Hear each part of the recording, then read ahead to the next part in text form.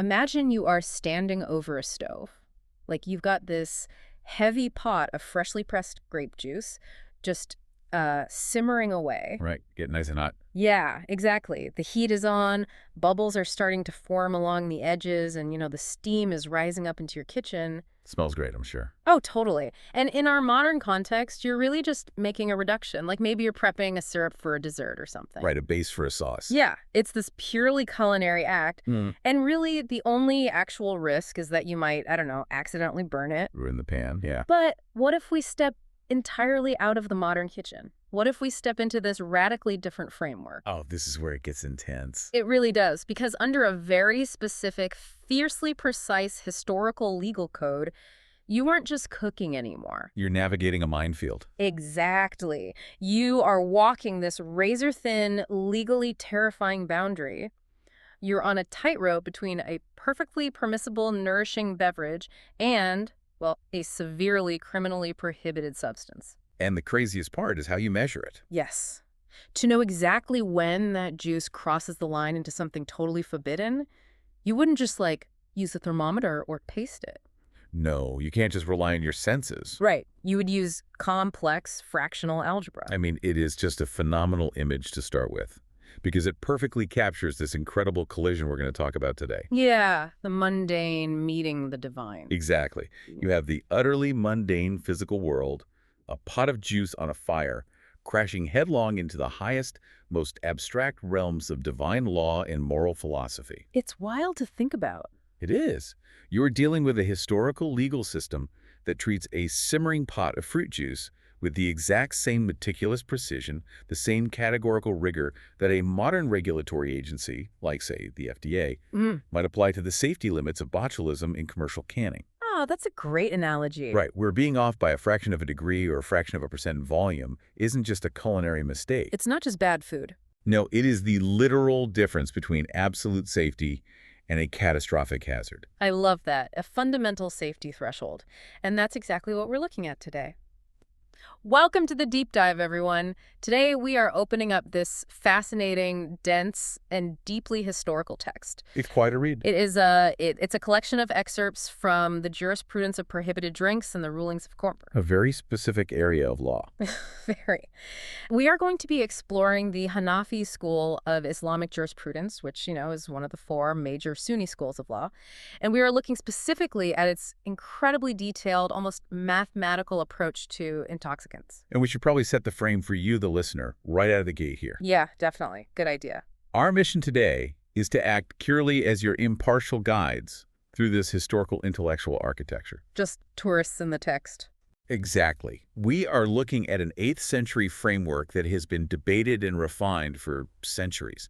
We're not here to endorse these rulings, and we certainly aren't taking any side on the religious or political implications they might carry today. Right. Totally neutral ground. Our goal is to look at this as a masterclass in human categorization.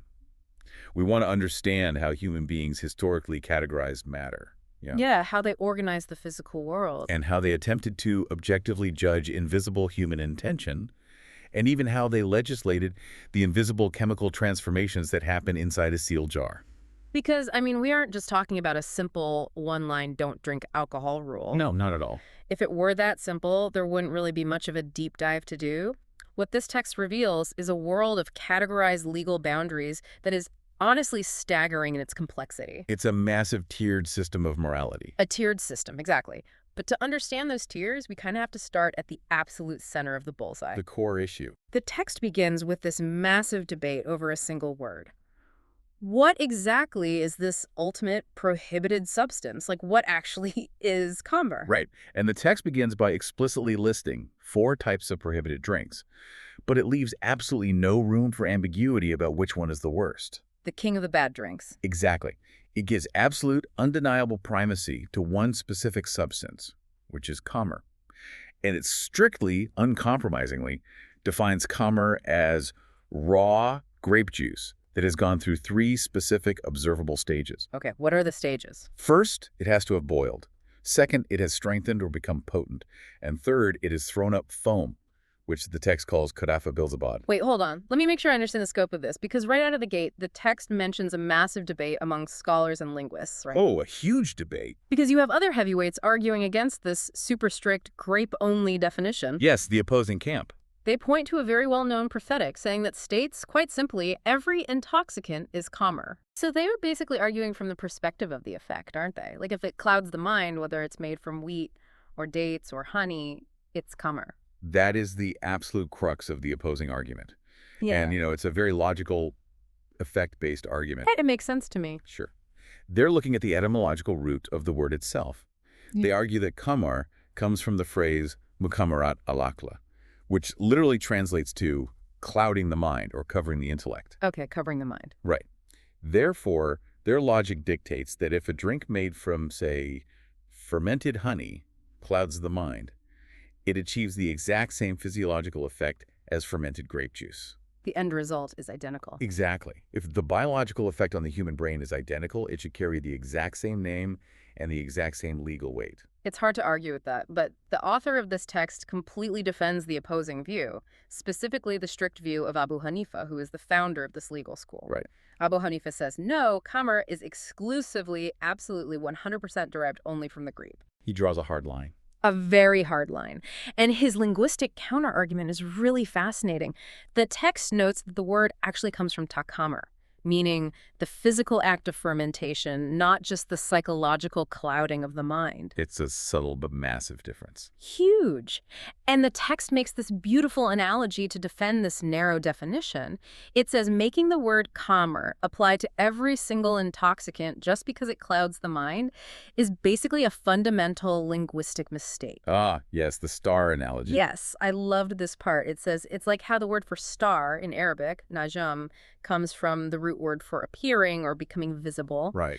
But you don't call every single thing that appears on the horizon a star. Exactly. You don't call a mountain a star when it appears through the morning fog. The word has evolved from its root into a highly specific proper noun, the star. It's not just a description anymore. Right.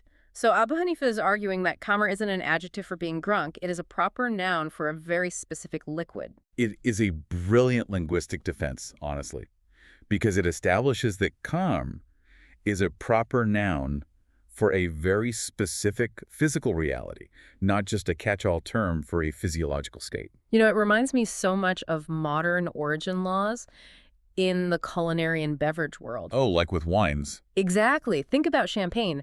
You can make a sparkling wine in California using the exact same Pinot Noir and Chardonnay grapes. For the exact same method. Yeah, the exact same traditional fermentation method. You achieve the exact same intoxicating effect and bubbly taste. But you can't put the name on the bottle. Exactly. By strict international trade law, you cannot call it champagne unless it physically originates from the specific terroir of the Champagne region in France. Right. The physical origin and the specific material dictate the legal name, not the end result. But okay, I have to push back here. I am totally playing devil's advocate. If the end result, the intoxication, the potential danger to the community is exactly the same, why does the text fight so incredibly hard to keep the definition of khamr restricted only to the grape? Like, why split hairs over the fruit? That is the essential question. And the answer really lies in how deeply structured legal systems operate. Okay, how so? Well, in a system like this, definitions dictate consequences. The stakes we are talking about here are unimaginably high. Like our death, sometimes. Truly. If the punishment and the legal weight attached to the word khamr are absolute, severe, and viewed as divinely mandated without any room for human interpretation or error, Right. then the definition of what triggers that punishment must be equally absolute and narrow. Ah, so it is about containment. Precisely. It's about containment. Yeah. If you broaden the definition to mean anything that intoxicates, you are suddenly applying the harshest, most uncompromising zero-tolerance laws to a vast gray area of human consumption and daily life. Which would be chaotic. It would be unmanageable. Abu Hanifa is essentially building a legal firewall. He is saying, look, the ultimate divine severity is reserved exclusively for this one specific chemical reality, the fermented grape. The proper noun. Right. Everything else, the dates, the grains, the honey, they will absolutely be dealt with by the law, but they will be dealt with under a different, slightly more flexible legal tier. Okay, so we've established this impenetrable firewall around the grape. But what actually happens inside that firewall? This is where it gets heavy. Yeah, because once the text legally defines this liquid as Kummer, it doesn't just offer a polite suggestion not to drink it. It drops a staggering 10-point legal framework onto it. Total legal annihilation of the substance. Let's walk through these 10 rulings because they reveal just how heavy this absolute prohibition really is. Sounds good. Let's break them down. So we've just covered the first one, the strict definition of being exclusively from the grape.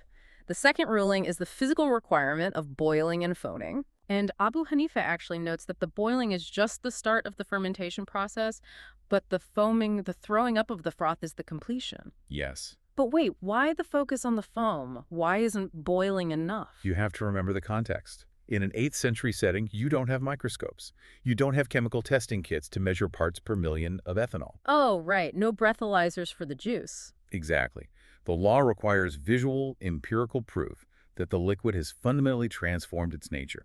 The violent forming of active fermentation is undeniable visual evidence that the juice is no longer just juice. That makes perfect sense. They need an observable metric. But point number 3 is where things shift from the physical to the philosophically heavy, I think. Definitely. The text states that Khamr is inherently forbidden. The Arabic term used is haram laynehi. It is forbidden in and of itself as a physical substance, not just forbidden because of the intoxication it causes. This is a massive, massive distinction in legal theory. Yeah. We really have to separate inherent prohibition from conditional prohibition. Can you give me an example? Think of a modern example. Driving a car at 100 miles per hour. Oh, okay. The car itself isn't evil. The act of driving isn't inherently wrong. It is the condition, the extreme speed that makes it illegal because of the danger it poses to society. Right, because I can drive that same car at 30 miles an hour and it's perfectly legal. Exactly. Now, many scholars of the time argued that intoxicants are like the speed limit. The liquid is fine, but the condition of drunkenness it causes is what is actually forbidden. So they were arguing that if you just have a sip and you don't get drunk, you haven't broken the speed limit. That was the argument, yes. But the text aggressively rejects that logic for Khamr. For Khamr, the substance itself, down to its molecular level, is deemed forbidden. Wow. Even a single drop, a microscopic amount, which could never biologically cause intoxication in a human being, is absolutely prohibited. So the speed limit doesn't apply. The car itself is banned. Perfect way to put it. The text explicitly says the prohibition is not tied to the cause of intoxication. It is forbidden because the foundational divine text called it an abomination, a righteous. And that leads right into point 4.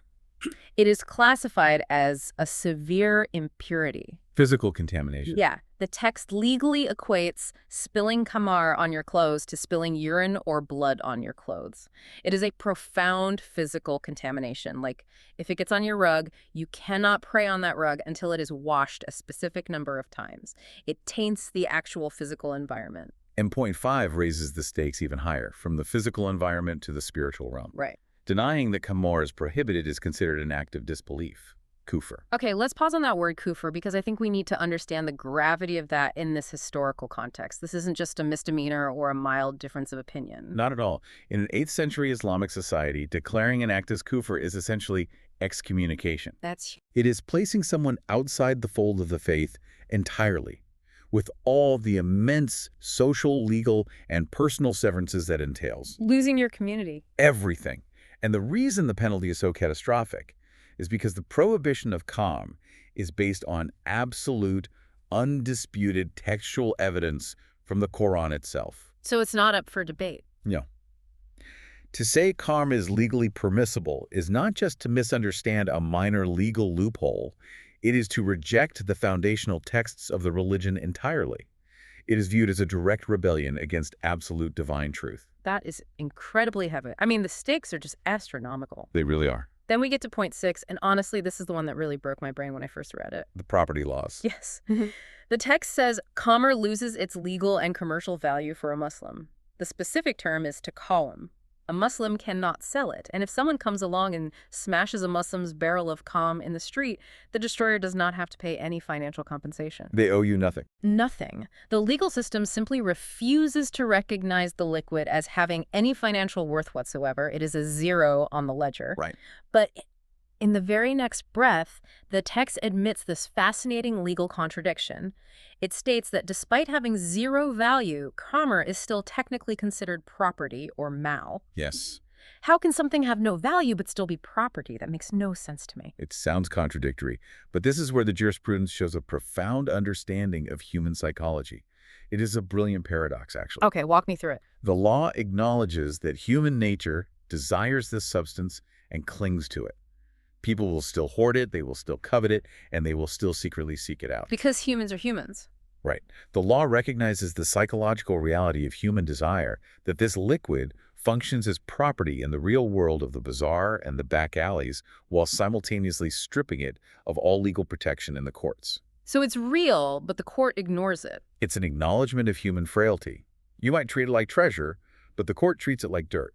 Wow. And that tension, right? The tension between it has no value to us and we know people still want it. It creates this incredible scenario mentioned in the text regarding debt collection. Oh, the debt loophole. This is fascinating. Let me paint the picture for you, the listener, because it's wild. Let's say a non-Muslim merchant owes a legitimate financial debt to a Muslim merchant. Okay. The non-Muslim earns the money to pay off that debt by selling Khamer to other non-Muslims in his own community. He takes that profit, the silver coins, walks over to the Muslim and hands him the coins to settle the debt. Yep. The text says the Muslim is legally allowed to accept those coins. Yep. I have to ask, doesn't this create a massive, glaring legal loophole? Like, the law is essentially respecting the economic reality of the underground market, even as it publicly rejects the substance itself. It absolutely looks like a loophole to modern eyes, but in their framework, it is a stunning piece of pragmatic, multicultural legislation. Pragmatic how? Well, the text explicitly states that the sale of Khamer is a valid, legally binding contract among non-Muslims, according to their own societal and religious norms. The Islamic legal system is not forcing its dietary laws onto the non-Muslim population. They let them govern themselves in that regard. Exactly. So, because the sale was valid in that community, the silver coins generated from that sale are legally sound, untainted money. So the money doesn't carry the moral stain of the wine. Exactly. When those coins transfer to the Muslim as a debt repayment, the Muslim is receiving valid currency, not the prohibited substance. Oh, I see. The law essentially builds an economic airlock between the two communities. It protects the Muslims' absolute right to collect their legitimate debt. It respects the autonomy of the non-Muslim community to trade freely among themselves according to their own beliefs. And it still maintains the absolute prohibition of the physical substance for the Muslim. That is a balancing act of immense sophistication. It really is. It separates the physics of the coin from the history of the transaction. An economic airlock. That perfectly describes it. It keeps the commerce flowing without letting the moral contamination cross the threshold. Precisely. Okay, let's power through the final 4 points of this absolute prohibition. Point 7 is the total prohibition of any benefit whatsoever. Zero utility. Right. You can't drink it, obviously, but you also can't use it to mix paint. You can't feed it to your livestock to fatten them up. You can't use it as fuel. Nothing. It's a total quarantine of the substance. Point 8 is the physical punishment, the had of whipping. And this ties back to our earlier discussion about inherent prohibition. The speed limit analogy. Yeah. This punishment is applied even if the drinker only has a single sip and is completely sober. Again, contrast this with modern law, where a police officer is measuring your blood alcohol content. They don't care if you drank. They care if you were over the 0.08 limit. Here, zero tolerance is quite literal. The crime is the ingestion of the molecule, not the resulting behavior. Exactly. Now, point 9 is fascinating from a chemical perspective. The text says that cooking the Khamer after it is fully fermented doesn't make it legal. You can't undo it. Right. You can't just throw a barrel of wine onto a fire, boil the alcohol away, and serve it as grape juice. Because the law dictates that once this substance crosses that threshold, once it boils, strengthens, and foams, its fundamental essence is corrupted. It's broken. Yes. Applying heat later might change its physical properties. It might even remove the intoxicating element.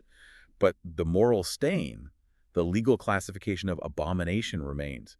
You cannot unring the bell with a campfire. Unless you use a very specific kind of chemistry, which brings us to point 10. The text states that turning Khamr into vinegar is permissible. Which is a huge twist. It seems to totally contradict point 9. We are going to dive incredibly deep into the chemistry of that later because it involves this concept of moral alchemy that is just wild. It really is one of the most interesting parts of the text. So those 10 points construct this towering, impenetrable fortress around Khamr. Yeah, it's intense. It is absolute, unforgiving, universally applied, and deeply theological. But the world, especially the ancient Middle East, is full of more than just grapes. I mean, historically, grapes weren't the only source of sugar in the desert. Not by a long shot. What happens when a merchant brings in a barrel of fermented dates or raisins? That brings us to the second tier of this legal framework. We are stepping down from the absolute zenith of prohibition and looking at what the text calls the cooked. Right. The text acknowledges the reality of the environment. It categorizes several other prohibited drinks that don't fall under the strict definition of Khamr. Okay, what are they? You have sakar, which is a raw infusion made from steeping dates in water. You have a raw raisin infusion, which falls into this category if it boils and strengthens. So date and raisin drinks. Yes. And then you have these fascinating drinks called bathik or munsif. These are made from actual grape juice, but they have been cooked over a fire until some of the water evaporates, specifically less than 2/3 of the total volume. Okay, so just to be clear, the text is still saying these are forbidden, right? Drinking these for amusement is haram. Yes, still forbidden. But the legal weight, the consequences attached to them, are remarkably drastically lighter than Khamr. It feels like moving from, I don't know, a federal felony carrying a life sentence down to a local misdemeanor. That's a great way to put it. Even though a cup of date wine might get you just as intoxicated as a cup of grape wine. The differences in how the jurisprudential system treats them are profound, and it all goes back to how the law is sourced. Yeah. Remember point 5 of Khamr, how denying his prohibition was considered an act of disbelief, kufr, and grounds for excommunication. Right, because it was a direct rejection of an absolute textual command in the Quran. Exactly. But the text explicitly states that denying the prohibition of these date and raisin drinks does not constitute kufr. Oh, wow. A scholar or a layperson can argue that date wine is legally permissible, and they remain entirely within the fold of the faith. Really? Why is that? Because the prohibition of date wine is not found in an explicit, undeniable divine verse. Their prohibition is the result of ijtihad. Ijtihad. Okay, let's unpack that because it seems like a crucial concept. It is. Ijtihad is the process of human scholarly reasoning, deduction, and legal extrapolation. Doing the mental work. Right. It is the scholars looking at the absolute rule against grape wine, looking at the date wine, and using human logic to draw a connecting line. So it's essentially saying we scholars have deduced, using our best logical tools, that this date wine should also be forbidden because it acts like grape wine. But, crucially, we acknowledge that this is our human interpretation. It is a man-made bridge. Yes. Therefore, we cannot excommunicate someone who looks at the same evidence and disagrees with our human logic. That is the perfect way to phrase it. It is an incredible, built-in safeguard against intellectual tyranny. The legal system has the humility to distinguish between divine certainty and human deduction, and it adjusts the penalties accordingly. That's actually really beautiful, and the practical day-to-day legal differences are just as stark, aren't they? Very much so. Remember how Khamr was a severe impurity, legally equated to urine? The impurity of these second-tier date and raisin drinks is actually debated among the scholars. Some argue it's only a light impurity. You spill it on your clothes, it's a nuisance, but it doesn't carry the same severe ritual contamination. And crucially, going back to the property laws we discussed with the bazaar. Oh, right, Tekoam. Yes. Abu Hanifa rules that you actually can sell these second-tier drinks. They retain their tekoam, their commercial value. Wait, really? Yeah. And if someone comes along and maliciously smashes your clay jar of date wine, the court will force them to financially compensate you for the destruction. The law protects it as legitimate property. That is a massive shift from the grape wine. But perhaps the most significant practical difference for the average person is the physical punishment. The whipping. Yeah. With grape Khamr, we established that one microscopic drop gets you whipped. With the date, raisin, and partially cooked grape drinks, the text says you are only subjected to the had punishment if you actually drink enough to become intoxicated. And there it is. The punishment shifts from being based on the mere ingestion of the substance itself to being based on the physical state of drunkenness. which completely proves that these substances are not inherently forbidding haram ali ainihi in the same fundamental molecular way khamr is. The law is looking at the effect here. If you drink a sip of date wine and you are sober, no punishment. It is a brilliantly structured, tiered approach to morality. The absolute center, the grape, is guarded with absolute uncompromising laws. The outer rings, the dates and raisins, are guarded with conditional laws based on human reasoning, property rights, and actual physical effects. Okay, so we've gone from the absolute prohibition of grapes to the conditional prohibition of dates and raisins. We are moving further away from the center of the bullseye. Right. But what about drinks made from grains? Because this is where the text introduces what seems, to my modern sensibilities, like a massive, highly controversial loophole. Oh, this is a huge debate.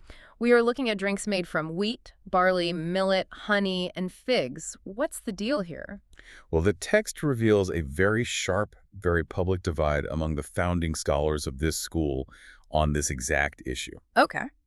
The heavyweights, Abu Hanifa and his top student Abu Yusuf, drop an absolute bombshell ruling. They declare that drinks made from these grains and honey are halal permissible, even if they haven't been cooked at all, provided one vital, invisible condition is met. And this condition is entirely internal. It has nothing to do with the boiling or the foam or the origin. It is all about the user's mindset. Exactly. Intent. The text says these grain drinks are permissible if they are consumed for takawi, which translates to consuming them for strength, for nourishment, or for medical benefit. Right. But they become instantly forbidden if they are consumed for law wa tarab, which means drinking them for amusement, for entertainment, or simply to get a buzz. Naturally, this caused an absolute uproar among other scholars. I bet. The text notes that Muhammad al-Shaybani, who was another foundational Hanafi scholar, and the great Imam Shafi'i, who founded an entirely different school of law, completely and utterly disagreed. They weren't having it. Not at all. They argued that these fermented grain drinks are absolutely haram no matter what is in your heart when you drink them. Because of the prophetic tradition. Right. They fall right back on the prophetic traditions we mentioned earlier. Every intoxicant is calm. And the famous rule, whatever intoxicates in large quantities, a small amount is forbidden. Right. For them, the substance is a chemical reality. The molecule doesn't care about your feelings, your intentions, or your need for calories. So how does Abu Hanifa defend this? How does he justify allowing a fermented barley drink when the text is so strict about grapes and dates? He counters with a really subtle, almost psychological argument. He says that the intoxicating glass, meaning the final cup that actually pushes your biology over the edge into drunkenness, is the only thing that is actually forbidden. Oh, I see. Small amounts of barley water or honey mead are allowed because they are essentially food. They are dense, they're caloric, they provide vital nourishment to a worker in the fields. Fuel for the body. Right. And he contrasts this with camber. He says camber is light, it goes down easy, and it inherently invites one to drink more due to its lightness. That is a fascinating physiological distinction. He is comparing the act of slowly sipping a thick, heavy, nourishing fermented barley paste for energy to survive a hard day's labor. Which sounds awful, honestly. Yeah, right. Comparing that with the act of tossing back light, sweet, seductive grape wine at a party. He argues the grain drink doesn't possess the same inherent seductive pull toward intoxication. You drink it to get full, not to get drunk. Exactly. You know, it feels incredibly modern to me. It is exactly like modern intent-based laws around pharmaceuticals. No, like prescription drugs. Yeah, think about cough syrup with codeine. If I go to the doctor, get a prescription, and take a heavy dose of codeine cough syrup because I have a brutal chest cold, my ribs hurt, and I am desperately trying to suppress a cough so I can sleep.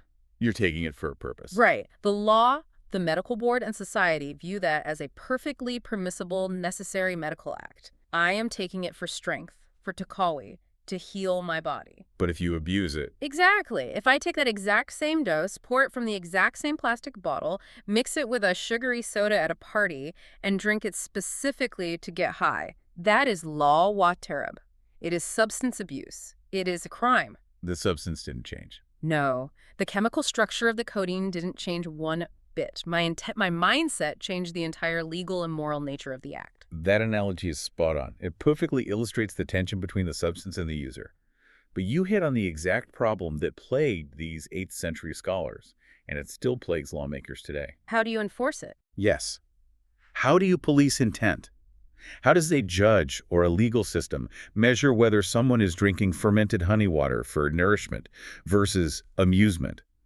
It is an entirely invisible metric locked inside the human mind. Right. I mean, if the local authorities kick down my door and I have 3 empty clay mugs of fermented barley in front of me, I can just claim, I was feeling a bit lethargic today, Your Honor. I really needed the caloric strength from these 3 mugs to prepare for the harvest. And how they prove you wrong. Exactly. It seems practically impossible to enforce. It relies entirely on an honor system. And that very difficulty, that frustration with trying to police the invisible, led to some wild legal experiments. Okay, like what? The text details a fascinating go. It notes it was later retracted rule by Abu Yusuf. He was trying to find an objective physical way to measure this subjective invisible intent. He was looking for a proxy. A proxy for intent. Right, and he came up with what we can call the 10-day rule. Ah, the 10-day spoilage test. When I read this, I was blown away by the ingenuity of it. It's clever. Abu Yusuf argued that if you leave a fermented grain drink out in a vessel for 10 days, and it doesn't spoil, doesn't turn sour, doesn't become rancid, Yeah. then its sheer physical stability over time proves something chemical. It proves that it has achieved a remarkably high level of intoxicating potency. Oh, because the alcohol is preserving it. Exactly. The alcohol content is essentially acting as a robust preservative. Therefore, his logic went, if a drink is so potent that it survives 10 days in the ambient heat, it is categorically forbidden, regardless of whether you claim you are drinking it for strength or amusement. The chemistry overrules the intent. It is brilliant. He was trying to use the shelf life of the drink as a proxy for its alcohol by volume. He was trying to find a hard chemical threshold to replace the squish's psychological one. He was trying to bring an objective empirical standard to a highly subjective law. But, as the text notes, he eventually recognized the flaws in this and retracted the 10-day rule. He gave up on it. Yeah, he went back to Abu Hanifa's original position, accepting the uncomfortable truth that you simply cannot perfectly quantify human intent with a calendar or a spoilage test. Sometimes the law just has to live in the gray area of human conscience. Wow.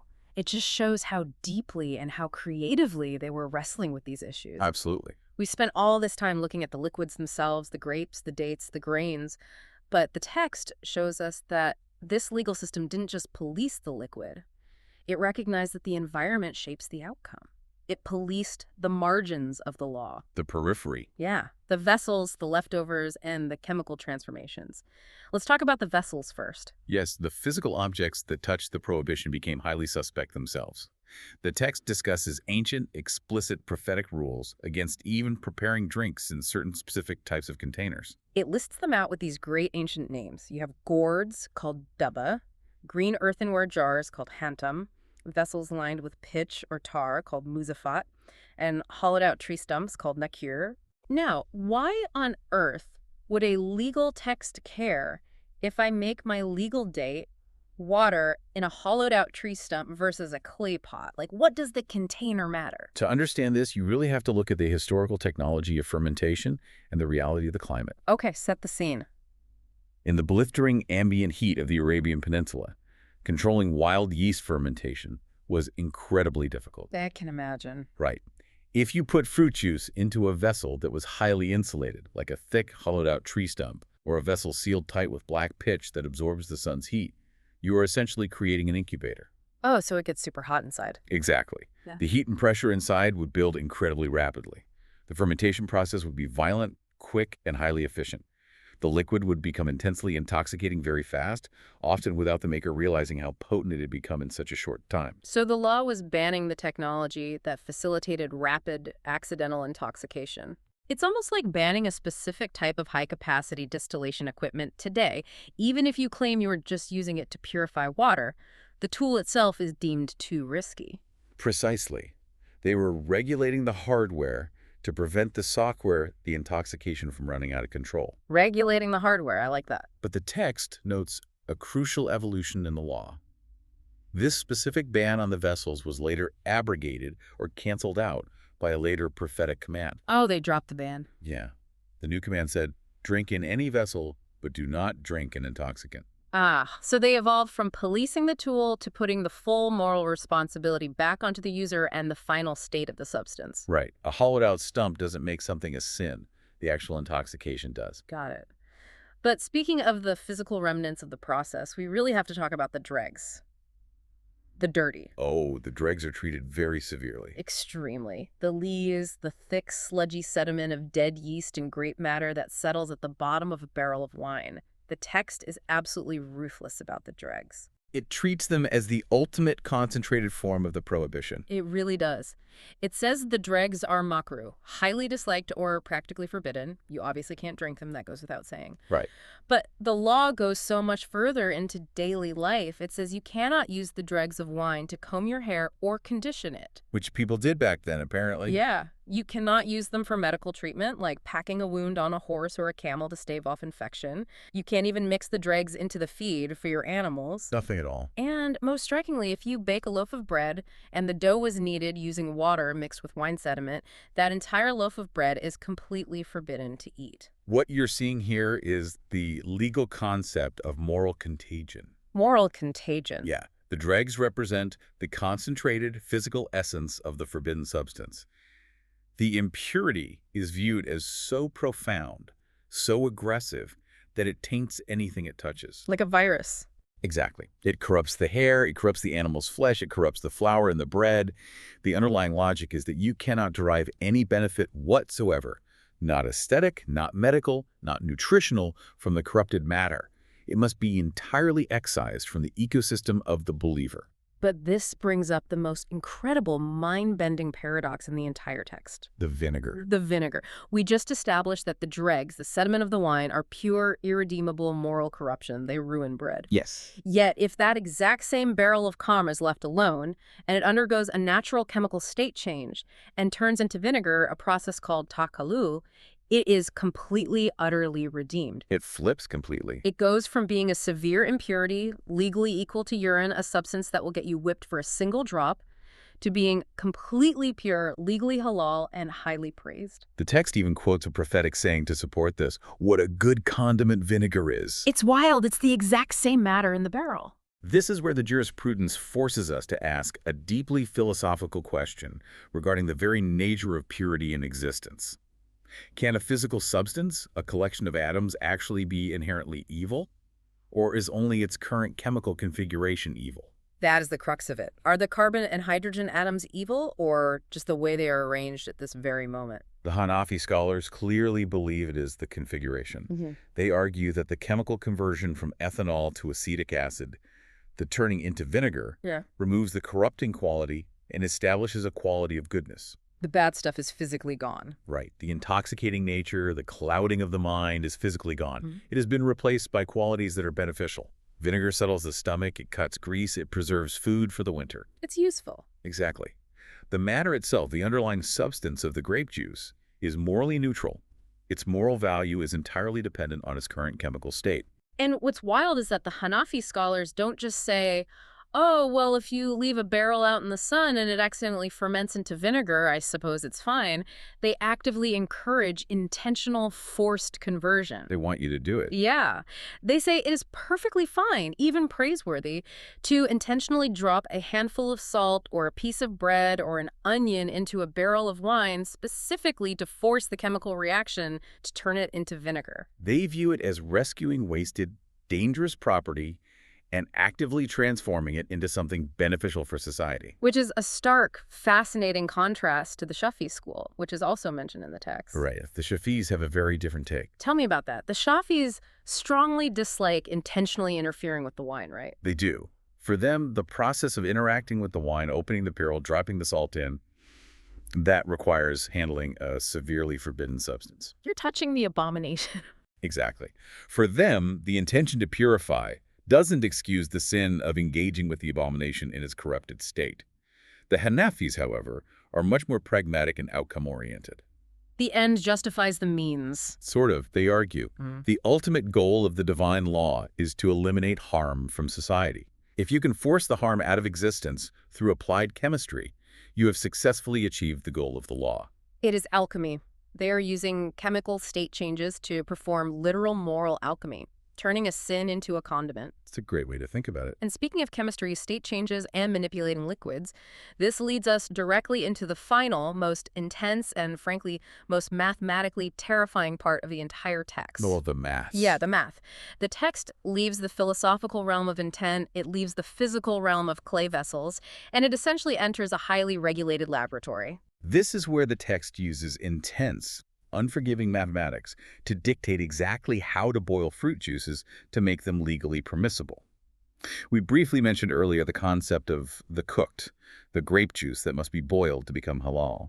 Here, the text lays out the absolute mathematical formulas for that cooking process. The golden rule, the foundation of this entire section, is the two-thirds rule. The text dictates that if you have raw grape juice, it must be boiled over a fire until exactly two-thirds of its total volume evaporates into steam. Right. So if you start with 30 gallons of juice, you must boil it until exactly 10 gallons remain in the pot. If you get tired, take it off the fire and stop at 11 gallons. It is haram. It is forbidden. You didn't hit the threshold. But the text doesn't just give us the simple rule and walk away. It gives us incredibly complex mathematical word problems to account for the chaos of real-world cooking. Because the scholars understood that cooking is messy. It bubbles, it splatters, it spills, it foams over the edge. But the law requires absolute, unshakable certainty. So the math must be rigorous enough to account for the physical messiness of the kitchen. Let's walk through some of these scenarios because they are fascinating. First, let's look at the problem of foam. Okay, the foam problem. The text says, suppose you have 10 jugs of raw grape juice. You put it in a massive pot on a roaring fire. Before the liquid even really heats up enough to start evaporating, it boils violently, and one whole jug's worth of volume is lost purely as foam spilling over the side into the fire. So splatters out. Right. Now, my instinct would be to think, okay, well, I lost a jug. I have 9 jugs left in the pot to boil down, but the text says no. Right. You cannot simply proceed as normal. The text says you must treat the starting amount as 9 jugs. You have to entirely recalculate your baseline. So you must boil those remaining 9 jugs until 2/3 of that amount is gone, meaning you must boil until only 3 jugs remain. You cannot count the spilled foam toward your 2/3 evaporation goal. And the physics behind this ruling are completely sound. Really? How so? Well, the goal of the evaporation requirement is to concentrate the liquid, to thicken it, and to change its inherent chemical nature through sustained, intense heat over time. Right, cooking it. Foam that simply bubbles up and spills out over the rim in the first 5 minutes hasn't undergone that sustained transformation. It just fell out. Oh, that makes sense. The math ensures that the 2/3 that vanishes from the ledger does so specifically through the purifying power of the fire, not just through clumsy spillage. Okay, I can follow the logic there. But then we get to what I call the water rule. Mixtures. Yeah. What if you mix things? The text says, imagine you add 20 jugs of pure water to 10 jugs of raw grape juice. Now you have a combined mixture of 30 jugs in the pot. How much of that mixture do you have to boil away to make the juice legal? Now, what would be the instinctive, perhaps lazy answer? The lazy answer is, well, I need to boil away the 20 jugs of water I just added, plus 2/3 of the 10 jugs of juice. Right. But the text understands the physical reality of boiling mixtures. The text says you must boil the mixture until 2/3 of the entire mixture is gone, meaning 2/3 of the 30 jugs. Yes. And why does the jurisprudence demand that? Because of boiling points. Water is lighter, it has a lower boiling point in a mixture, and it evaporates significantly faster than dense, heavy, sugary grape juice. Exactly. If you just boiled away an amount equal to 2/3 of the original juice, you might have just boiled away a bunch of the water you just added. You haven't actually reduced the concentration of the grape juice itself at all. You're just taking the water back out. Right. So to be absolutely legally certain that 2/3 of the actual grape juice molecules have definitively gone up in steam, you have to subject the entire diluted water juice mixture to the punishing 2/3 reduction. It is an incredible demonstration of applying empirical observation of physics, understanding evaporation rates of different liquids to ensure strict moral compliance. The law is acting as a physical science to guarantee a spiritual outcome. I'm with you so far, but here's where it gets terrifyingly complex. The spillage math. It's spillage math. This is the final equation presented in the text. I'm going to set up the scenario exactly as we have it in the historical source, and I want you to walk me through it because when I tried to solve it, I completely failed. Let's hear the scenario. Let's do some math. Okay, you have 10 rattles of juice. A rattle is an ancient unit of measurement, but let's just call them gallons for ease of understanding. You have 10 gallons of raw juice. You put it on the fire. You boil it properly until exactly 1 gallon evaporates into steam. Okay, 10 goes down to 9, right? Right. So you currently have 9 gallons of partially cooked juice simmering in the pot. Then disaster strikes. You bump the pot with your hip, and you accidentally spill 3 gallons onto the dirt floor. A tragedy. A huge mess. So 9 minus 3, you are now left with exactly 6 gallons of partially cooked juice in the pot. The question the text poses is, how much further do you have to boil those remaining 6 gallons to ensure the final product is halal? Okay, and what was your initial thought? Well, my initial thought was, well, the original goal was to get 10 gallons down to a third, which is 3.3 gallons. I have 6 gallons left, so I'll just keep boiling until I hit the original target of 3.33. And why is that wrong? I don't know. Why is that wrong? It is a brilliant puzzle. Your initial thought is wrong because those 3 gallons you accidentally spilled onto the dirt floor weren't raw juice anymore. They had already been boiling. They had already undergone some evaporation. They took some of your completed work, your accumulated halal status, with them when they spilled out of the pot. Oh. They weren't raw. They were 10% cooked. So I can't just aim for the original finish line because the starting line moved when I spilled it. Exactly. You have to mathematically account for the ratio of cooked to raw that existed at the precise moment the spill happened. And the text provides a strict 3-step formula to solve this. Okay, what's step 1? Step 1, you take a third of the absolute original raw amount. Our original amount was 10. A third of 10 is 3.33. Okay, 3.33. That is our ideal halal baseline ratio that we are trying to maintain relative to whatever volume is currently left in the pot. Right. What's step 2? Step 2, you multiply that baseline ratio, 3.33, by the amount of liquid that is physically remaining in the pot after the spill occurred. So you multiply 3.33 by 6. That gives you 20. Got it. 3.3. 3 times 6 is 20, and the final step. Step 3, you divide that resulting number, 20, by the amount of liquid that was in the pot right before the spill happened, which was 9. So 20 divided by 9 equals 2.22. Therefore, according to the jurisprudence, you must boil the remaining 6 gallons down until exactly 2.2 gallons remain. Only then, mathematically, is it legally halal. Wait. Why are we dividing by 9? Where does the logic for that specific number come from in the formula? The genius of dividing by 9 is that it calculates the precise ratio of raw material to evaporated material that existed at the exact moment of the accident, and it mathematically applies that specific ratio to the remaining volume. Oh, I see. By dividing by the pre-spill volume, it ensures that the final product, no matter how much was spilled halfway through the cooking process, will have undergone the exact proportional equivalent of a 2/3 reduction of its own specific retained volume. That is staggering. But I have to ask the ultimate question here. I have to push back. Why? Why go to these unbelievable, frankly, exhausting lengths? Is the text just being overly pedantic? Are these medieval scholars just showing off their algebra skills in a legal treatise? Or does this fractional algebraic math serve a deeper psychological purpose for the listener, for the actual believer in the 8th century who wants absolute certainty in their compliance with the law? It is profoundly purposeful. It is a systematic attempt to completely eliminate doubt. To eliminate doubt. Yes. When you are dealing with divine boundaries, where crossing the line means committing an abomination or risking kufr, doubt is spiritual agony. A believer standing over that stove is terrified. They're constantly wondering if they messed up. Exactly. Did I boil it enough? Did I account for the spill? Is it a sin to drink this? Am I drinking khamr? The mathematics become a tool for moral safety. Mathematics provides an objective, unarguable truth. 2.2 gallons is a fact. Right. 2.22 gallons is a hard fact. It doesn't rely on guesswork or feelings.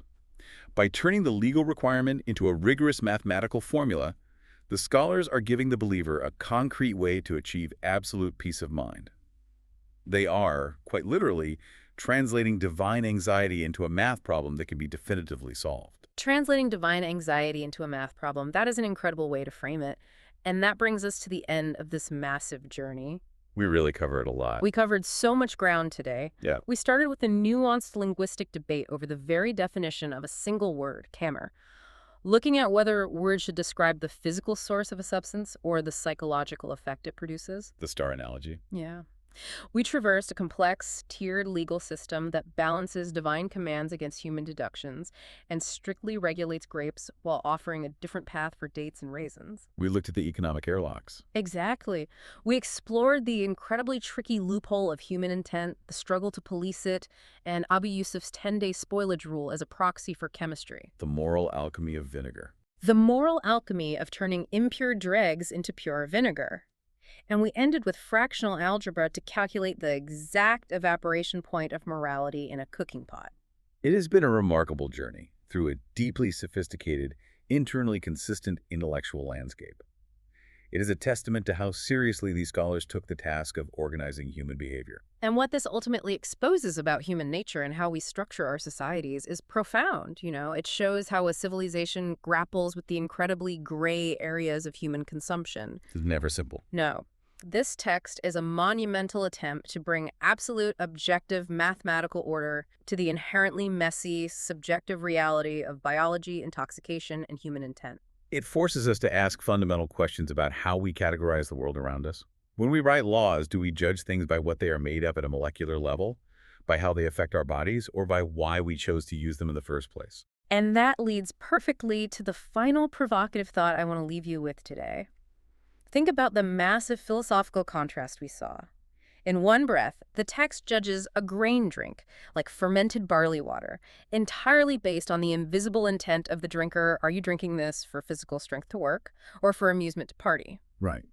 But in the next breath, it judges a grape drink purely by its physical state, and strict mathematics has exactly 2/3 evaporated down to the fraction of a gallon. Two totally different metrics. If we were to design our modern food, drug, and behavioral regulations entirely from scratch today, which approach is actually better for a functioning society?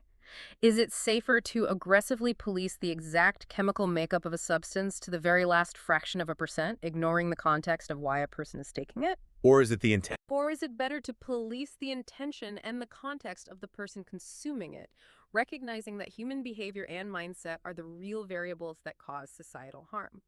Think about that tension, the battle between intent and chemistry, the next time you read the hyperspecific ingredient label on a modern energy drink, or the next time you are simply standing over a stove watching a pot of fruit juice slowly simmering away.